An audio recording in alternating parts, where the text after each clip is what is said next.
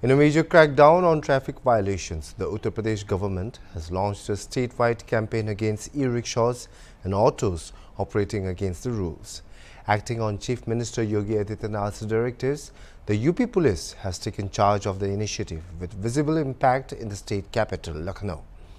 At the busy Hazratganj intersection, ADCP Central, ACP Hazratganj and Inspector Hazratganj led a rigorous enforcement drive with a heavy police presence.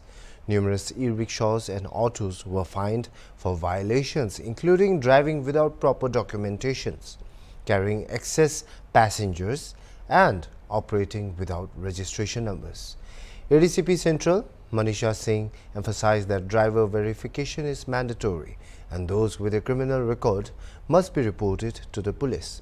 Strict action will also be taken against vehicle owners allowing minors to drive.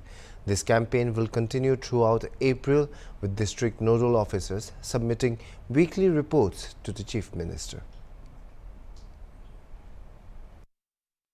नाबालिग जो बच्चे वो चलाते हैं और ऐसे तमाम rickshaw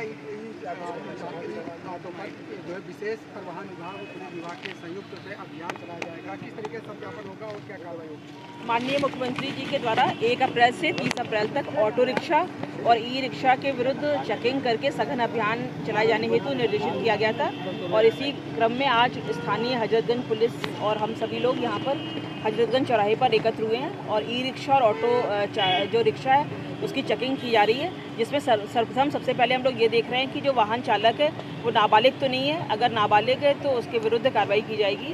साथ ही वाहन के जितने प्रपत्र हैं, जैसे वाहन की फिटनेस, ड्राइविंग लाइसेंस ड्राइवर का और आरसी जो है वो हम लोग चेक कर रहे हैं और ऐसे प्रमाण जो प्रपत्र हैं उनके ना होने की दशा में एमपी एक्ट के अंतर्गत नियमानुसार जो है वो चालान की कार्रवाई की जाएगी और अगर कोई भी कागज़ वाहन पर उपलब्ध नहीं है तो उसको सीज करने की कार्रवाई की जाएगी।